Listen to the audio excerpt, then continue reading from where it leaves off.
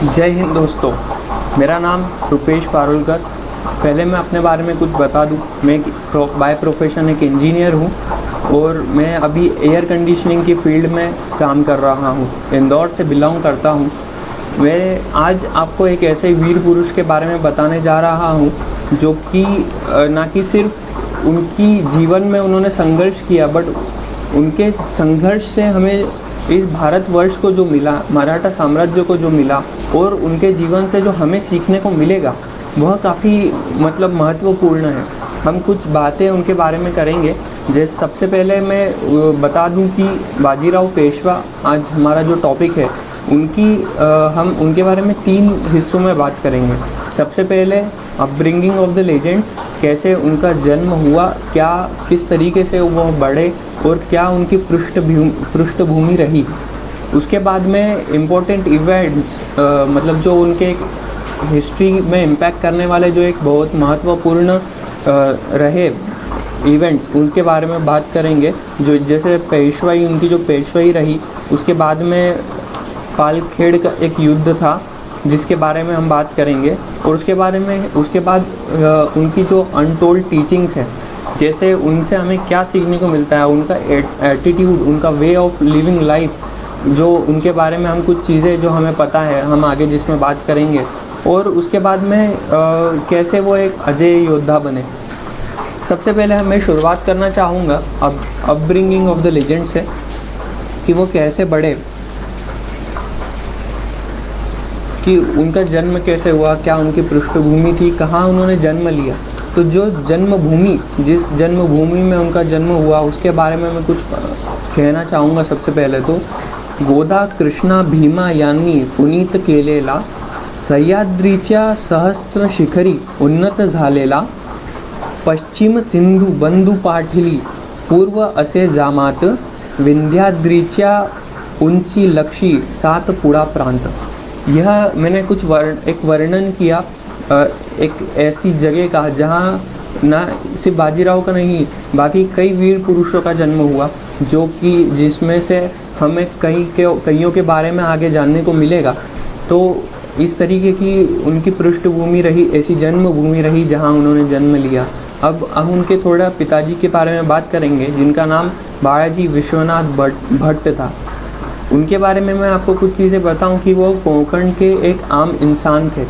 वह ना ही किसी राज परिवार से, ना ही किसी और ऐसे इससे आए थे कि उन्हें ये सारी चीज़ें विरासत में मिली हो, या उन्होंने जो एक आम इंसान की तरह संघर्ष करके जो खुद में चीज़ें डेवलप करी, हमेशा वही रहा। बालाजी विश्वनाथ भट्ट जो उनका उपनाम था, वह उसका शब्दशः अर्थ अगर मैं लूँ तो उसे एक वीर पुरुष हम शब्दशः अर्थ के रूप में कह सकते हैं। उसके बाद जब वह मराठा साम्राज्य से जुड़े, उनकी जो सर्विस रही वह ऐसे समय रही जब वो ऐसे समय आकर जुड़े मराठा साम्राज्य से, जो उनका जो उन्होंने कंट्रीब्यूशन दिया, जब औरंगज़ेब का एक बहुत बड़ा प्रकोप चल रहा था मराठा साम्राज्य के ऊपर।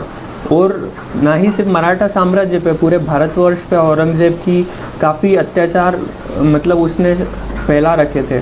उस समय मराठा साम्राज्य एकजुट होने के पीछे सबसे बड़े कारण ये रहे, शाहू महाराज को इन्होंने वापस राजा बनाया, राजा बनने में काफ़ी मदद करी।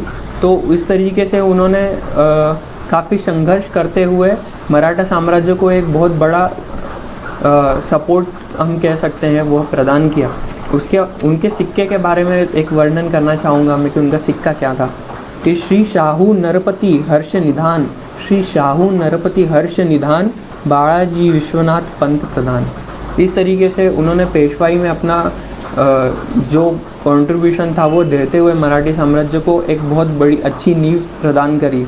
उनकी माताजी के बारे में मैं थोड़ी बात करना चाहूँगा। राधाबाई बर्वे, उनका जो बचपन से एक रुचि रही, हमेशा जो पढ़ने लिखने में जो रुचि रही, उनकी जो राजनीति के प्रति जो रुचि रही, वह इस प्रकार हमेशा से ही उनको कहीं ना कहीं ऐसी चीज़ों में आगे करती थी। उन्होंने जो सिचुएशंस जिस तरीके से उन्होंने हैंडल करी, जो सॉल्व करी प्रॉब्लम्स, उनके बुद्धिमत्ता, और उससे हमें उनकी बुद्धिमत्ता का परिचय मिलता है कि वह कैसे उन्होंने अच्छी तरीके से सारी चीज़ें पढ़ लिख कर एक, जैसे नारी सशक्तिकरण की हम अगर बात करें तो उन्होंने खुद वो सशक्त थी, इसीलिए वो इतना अच्छा कर पाई।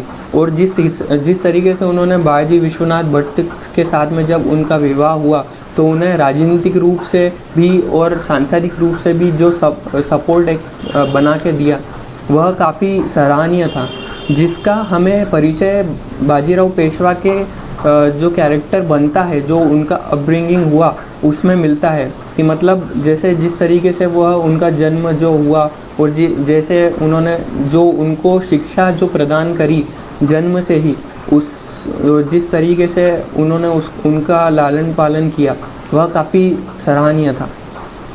उसके बारे में उनके भाई बहन थे, एक भाई दो बहनें थी, जिनका नाम मैं यहाँ लेना चाहूँगा, भीयू बाई, चिमाजी और अनुबाई। इस तरीके से उनके भाई बहन थे। अब उनके एक नाम के पीछे एक मैं चीज़ बताना चाहूँगा, बाजी। उस समय बाजी जो नाम था वह काफ़ी प्रचलन में था। क्योंकि बाजी वीरता का एक पर्यायवाची शब्द बन चुका था। क्योंकि पुराने जो उस समय के जो लोग थे, जैसे बाजी प्रभु देशपांडे, बाजी मोहिते, मुरार बाजी, इनकी जो वीरता थी, जिसका इन्होंने एक बहुत अच्छा मराठी साम्राज्य को सपोर्ट करते हुए बनाया था, जो इन्होंने अपना सर्वस्व निछावर करके जो एक कंट्रीब्यूशन इनका रहा था, वह उस समय उस वजह से ये नाम काफ़ी प्रचलन में रहा था। और मुझे ऐसा लगता है कि जो उनका नामकरण करते टाइम यही उनके मन में था, तो बाजीराव के नाम से वो मतलब जाने जाते हैं। अब उनके जो जन्म के इसमें मैं एक बात बताना चाहूँगा कि जब उनका जन्म हुआ था तो उनकी पत्रिका देखकर जो लोगों ने जो मतलब गुरुजी ने उनके बारे में कहा था वो ये था कि वह अल्पायु रहेंगे, मतलब उनका जीवन काल बहुत कम रहेगा। अब आप मुझे एक बात बताइए कि एक माता पिताजी ने जब पता चलता है कि उनका जो ज्येष्ठ पुत्र है वह अल्पायु रहेगा, तो वो उसे किस तरीके से मतलब जपेंगे या किस तरीके से उसकी अपब्रिंगिंग करेंगे, किस तरीके से उसका लालन पोषण करके उसे बड़ा करेंगे।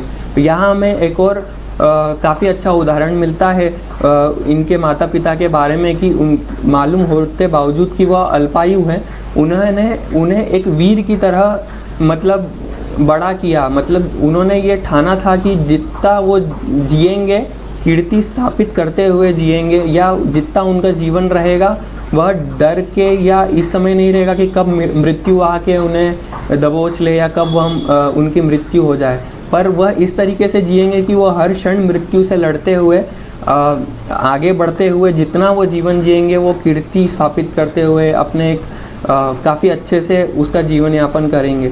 वह इनके मतलब ये हमें उनके अपब्रिंगिंग में पता चलती है कि उनके एक माता का भी जो उनके ऊपर इन्फ्लुएंस था, क्योंकि वो पढ़े लिखे होने की वजह से, उनकी माता का पढ़े लिखे होने की वजह से वो जो बचपन से ही उन्होंने एक रुचि बनाई उनकी पढ़ाई लिखाई में, प्लस उनकी जो बुद्धिमत्ता में जो उनकी रुचि बढ़ाई कि कैसे किन चीज़ों को हैंडल करना चाहिए या लाइफ की कैसी सिचुएशंस में, ना मतलब पुराणों और उस तरीके से नहीं, प्रैक्टिकल लाइफ में कैसे उन चीज़ों को फेस करना चाहिए, ये उन्होंने उसमें बताया। तो इसी तरह एक जन्म लिया एक अनडिफिटेड वॉरियर ने, ये उनके बचपन के बारे में कुछ थी। उसके बारे में कुछ इम्पॉर्टेंट इवेंट्स मैं आपको बताना चाहूँगा कि कैसे जो हिस्ट्री में इम्पैक्ट करते हैं बाजीराव पेशवा की तरफ से। वह सबसे पहले तो उनकी पेशवाई, जब उनके पिताजी का देहांत हुआ तो पेशवाई के लिए उस समय काफ़ी अनुभवी सरदार भी थे जो पेशवाई के लिए जिनको कंसिडर किया जा सकता था, बट फिर भी 15 दिन के अंदर उनके पिताजी की मृत्यु के 15 दिन के अंदर उन्हें पेशवाई से नवाज दिया गया था, मतलब उन्हें पेशवाई का पद दे दिया गया था। अब इसमें हम ये ज़रूर देखना चाहेंगे कि शाहू महाराज का जो उस समय उनके पिताजी के प्रति जो एक भरोसा था वह उन्होंने उनके पुत्र में भी दिखाया कि कैसे वह एक मतलब अच्छे से वो चीज़ें हैंडल कर सकते हैं, क्योंकि उनका जो पराक्रम था उन्होंने काफ़ी नज़दीक से देखा था। उनके पिताजी का जो बाजीराव के पिताजी का जो पराक्रम था शाहू महाराज ने काफ़ी नज़दीक से देखा था। तो पर फिर भी एक कुछ चीज़ें थी कि एक इतना छोटा अनुभव जिसका बहुत कम हो, वह कैसे पेशवाई की वो संभालेगा। तो इस मतलब चीज़ को लेकर सब में बहुत एक सारे सरदारों में बहुत एक मतलब वो थी कि नहीं, ये नहीं बनना चाहिए पेशवा। और फिर पर जैसे ही वो पेशवा बने तो उन्होंने अपनी वीरता से, अपने पराक्रम से यह सिद्ध कर दिया कि कैसे वह सबसे पहले तो एक एलिजिबल कैंडिडेट थे पेशवाई के लिए, और दूसरा कि वह बाजीराव जो उनके पिताजी थे, जितना उनका अनुभव था वह उससे आगे बढ़े, उतना ही उन्होंने नहीं किया, वो उससे आगे बढ़कर मतलब उनके जीवन जितना था वह उनके पिताजी का जीवन मिला के था। अब इनके सिक्का मैं आपको बताना चाहूँगा जो बाजीराव पेशवा का था। श्री शाहू नरपति हर्ष निधान बाजी बल्लाड़ पंत प्रधान। बल्लाड़ ये शब्द उनके जो नाम था उनके पिताजी का, उसका एक मतलब अच्छा पर्याय देते हुए उसमें डाला गया था। अब उनके जो विस्तार जो उनका था, जो इम्पोर्टेंट इवेंट्स के इसमें हम एक चीज़ देखना चाहेंगे कि वह सिर्फ दक्कन तक ही मतलब महाराष्ट्र के एक रीजन तक ही रुक के नहीं रहे। उन्होंने अपना जो था वो दिल्ली, अपने जीवन काल में 2 बार उन्होंने दिल्ली पर चढ़ाई करी, और किस तरीके से वो उन्होंने करी हमने काफ़ी जगह अगर देखा भी होगा। तो उन्होंने जब निज़ाम से इसमें चर्चा करी थी कि मैं जब दिल्ली पर जाऊंगा तो आप यहाँ पर चुपचाप बैठेंगे। तो मतलब वह सब चीज़ों को सामंजस्य, उनकी बुद्धिमत्ता का हमें परिचय देखना चाहिए कि वो सब चीज़ों का सामंजस्य बिठाते हुए उन्होंने हर चीज़ को अपनी बुद्धि की तेज़ी से वह चीज़ करी। वह उन्होंने दिल्ली गए, अपने खानदेश, फिर मोगलाई में उन्होंने अपना काफ़ी वो किया, बीजापुर, फिर पुरंदर, मालवा के रीजन में भी उन्होंने काफ़ी अपनी कीर्ति स्थापित करी और वहाँ पर एकत्रित किया लोगों को। फिर उसके बाद में कर्नाटका के भी काफ़ी हिस्सों में उन्होंने जाकर मराठा साम्राज्य का विस्तार अपने जीवन काल में किया।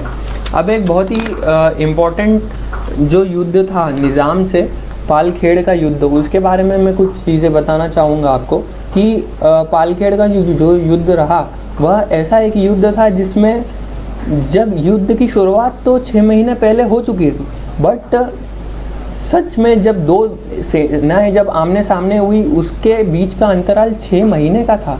6 महीने का मतलब आप एक देखेंगे कि जब तक निज़ाम ने अपना सफ़ेद झंडा ऊपर नहीं किया, उन्हें यह तक नहीं पता था कि बाजीराव पेशवा की सेना है कहाँ। 6 महीने तक उन्होंने उनको इस तरीके से पूरा नचाया कि मतलब हम देख सकते हैं कि उनकी बुद्धि कौशल और उनकी वॉर स्ट्रेटजीज किस हिसाब से कितनी मजबूत रही हैं। तो इस तरीके से ही उन्होंने काफ़ी हर युद्ध में अपना मतलब साहस, अपना कौशल दिखाते हुए पूरे मराठी साम्राज्य का एक बहुत अच्छा युग वापस लाया और स्थापित किया। तो यह एक इम्पॉर्टेंट इवेंट्स थे। इसमें काफ़ी उनके इवेंट्स इम्पॉर्टेंट थे जो कि हिस्ट्री को एक इम्पैक्ट करते हैं। हमारा जो ये आज का सेशन है इसमें हम कुछ ही चीज़ें बताएंगे, क्योंकि हमारे आगे आने वाले जो सारे सेशन से मैं आपको बताऊंगा आगे उसके बारे में कि वो किस प्रकार हैं। तो वो काफ़ी इम्पोर्टेंट, हम विस्तार से उनके बारे में चर्चा करेंगे, क्योंकि ये जो पर्सनालिटी है ये आधे घंटे 15 मिनट में इनके ऊपर हम बात कर सकें ऐसे लोग नहीं है। इन्हें हम पूरा एक महीना इनके बारे में बात करेंगे, जब जाके इनका जब भी हो सकता है इनका वर्णन हम पूरी तरीके से ना कर पाए। अब जो एक जीवन में मैं कहूँ कि जो एक अनटोल्ड टीचिंग्स उनकी तरफ से रही हमारे लिए, जो कि एक आज के युवा को आज के एक युवा को सीखना चाहिए उनसे, वह कुछ इस प्रकार ही कि मतलब जैसे उनकी जो लाइफ जीने का था, जैसे उन्हें पता चल चुका था कि वह अल्पायु है, फिर भी जैसे आप अगर आज के समय में देखोगे तो आपको अगर पता चल जाए कि आपके 10 दिन बाद आपकी मृत्यु होने वाली है, या आपको पता नहीं है पर आप ज़्यादा दिन के मेहमान नहीं हो, तो आपका एक जीवन एक डर आ जाता है आपके जीवन में कि अब आप मरूँ कल मरूँ। पर उन्होंने इस डर से उभरते हुए, इस डर से पार पाते हुए उन्होंने अपने जीवन को जिस प्रकार जिया, और ना कि सिर्फ जिया क्या उन्होंने एक साम्राज्य का पूरा विस्तार करते हुए अपने जीवन का बहुत अपना कंट्रीब्यूशन जो दिया वह बहुत इम्पॉर्टेंट है। तो हमें उनके जीवन से यही चीज़ सीखने की बहुत अच्छी मिलती है कि कैसे उन्होंने अपने जीवन को ऑर्गेनाइज किया होगा, कैसी उनकी सोच रही होगी कि कैसे उनका जीवन निकलेगा। उसके बाद में कैसे वह एक अनडिफीटेड वॉरियर बने, इसके बारे में हमने बात करी ही। और पालखेड़ के युद्ध जो उसमें सीखने को मिला उसके बारे में उनसे हम वहाँ से ये सीख सकते हैं। उसके बारे में मैं आपको फैक्ट बता दूं कि आज भी जो सबसे बड़े लड़ाके देश हैं जिनने मतलब पहले एक हिस्ट्री में माना जाता है सिकंदर जिसे कहा जाता है कि अजय योद्धा था, बट वो भी भारत में आके हार चुका था। पर जो बाजीराव पेशवा थे वह अपने जीवन काल में एक भी युद्ध नहीं हारे थे। तो एक अनडिफीटेड वॉरियर जो वो रहे, पालखेड़ के युद्ध में भी जिस हिसाब से उन्होंने जो स्ट्रेटजीज अपनाई वो आज भी वॉर टैक्टिक्स और इनकी किताबों में आपको मिलेंगी कि वो वहाँ पढ़ने को मिलेंगी। आज भी वो चीज़ें पढ़ाई जाती हैं कि वह कैसे उनकी वॉर टैक्टिक्स थी, कैसे उन्होंने वो युद्ध लड़ा, कि मतलब सामने की सेना बस उनके ढूंढ रही है, फॉलो कर रही है, और आज यहाँ कल वहाँ, वो किस तरीके से उन्हें चकमा देते हुए जब उनका युद्ध असली युद्ध का समय आया तो वह आमने सामने जब उनकी सेना हुई तो जब बाजीराव की सेना थी वो पूरी तरीके से तैयार थी और अगली सेना ढूंढ ढूंढ के थक हार चुकी थी। तो ये इससे हमें उन्हें पता चलता है कि कितनी बुद्धिमत्ता से उन्होंने हर चीज़ को अपने जीवन में सहेजा और हमें डिलीवर करने की कोशिश करी। ये एक छोटा सा संक्षिप्त विवरण था इनकी जीवन के बारे में। मैं जानता हूँ सारी चीज़ें मैं इसमें कवर नहीं कर पाया हूँगा क्योंकि मेरा उद्देश्य ये था भी नहीं। मेरा सिर्फ ये था कि एक उनकी झलकी जीवन की मैं दे सकूं कुछ फैक्ट्स रख के, ताकि एक आज के युवा को यह पता चले कि हमें उनसे क्या सीखना चाहिए और हमारे जीवन में उनकी क्या क्या चीज़ें हैं, क्योंकि यह कहीं ना कहीं जाके ये अब हिस्ट्री बन चुके हैं और आज उनके जीवन से हमें क्या सीखने को मिलता है और हम आगे उसकी हेल्प से क्या करेंगे वह सबसे ज़्यादा महत्वपूर्ण है हमारे लिए। तो हमारा यही उद्देश्य लेके हम राष्ट्रमेव जयते चैनल यूट्यूब चैनल जो हमने बनाया है, फेसबुक पर हमारा जो पेज है, हर जगह हमने जो किया है, हमारा जो मेन उद्देश्य है इन सब के पीछे वही यही है, राष्ट्रमेव जयते, जो कि युवा को एक अपनी हिस्ट्री में जो सारे लोग रहे उनका जीवन कैसा था, उन्होंने कैसे एक राष्ट्र भावना उनके मन में हमेशा रही, जो कि आज हमें थोड़ी कम देखने को मिलती है कि लोगों में राष्ट्र भावना नहीं है। वह आपस में किसी ना किसी दूसरे मुद्दे पर लड़ रहे हैं पर देश के बारे में कोई नहीं सोचता। तो वो देश के बारे में वो किस तरीके से उस समय सोच पाते थे कि उनके ऐसा क्या वो मतलब करते थे कि उनके जीवन में इस तरीके का इंट्रिंसिक मोटिवेशन रहता था। ज़रा से मैं डिप्रेशन में नहीं, कुछ नहीं, वह एक अंदर से मोटिवेटेड रहते थे। तो इसी तरीके से हम हमारे ग्रुप में जो रहेंगे वो लोगों के बारे में, ऐसी पर्सनैलिटीज़ के बारे में हम बात करेंगे। और ये हमारा अभी तक के जो सेशन हुए इस तरीके का, ये ऐसे सेशंस आधे एक घंटे के और आते रहेंगे। बट हमारी एक अब आगे सीरीज़ चालू होने वाली है। जैसे हम पूरे एक साल का हमने शेड्यूल बना के रखा है कि हम पूरे एक साल में किन किन लोगों पर क्या क्या चर्चा करेंगे। तो मैं वो थोड़ा आपको बता देता हूँ। पहले शेड्यूल जो एक साल का रहेगा, अगले महीने ही हम जो हमारी सीरीज़ की शुरुआत होगी वो श्री कृष्ण भगवान से करेंगे। श्री कृष्ण के जीवन के ऊपर हर एक व्यक्ति जिनके बारे में मैं आगे नाम जिनका लूँगा, उनके जीवन से हमें क्या सीखने को मिलता है, क्या एक बहुत इम्पॉर्टेंट इवेंट्स उनके रहे, वो सब हम जानेंगे आगे आने वाली सीरीज़ में। आप हमसे जुड़े रहिएगा उसमें। तो सबसे पहले अगस्त में हम श्री कृष्ण के ऊपर बात करेंगे।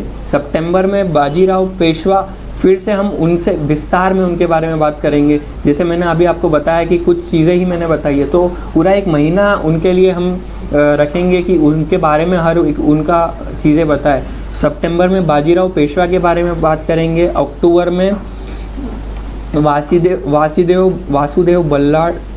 बलवंत फड़के, माफ़ कीजिएगा, वासुदेव बलवंत फड़के के बारे में बात करेंगे। नवंबर में समर्थ रामदास जी के बारे में बात करेंगे। दिसंबर में सुभाष चंद्र बोस जी के बारे में बात करेंगे।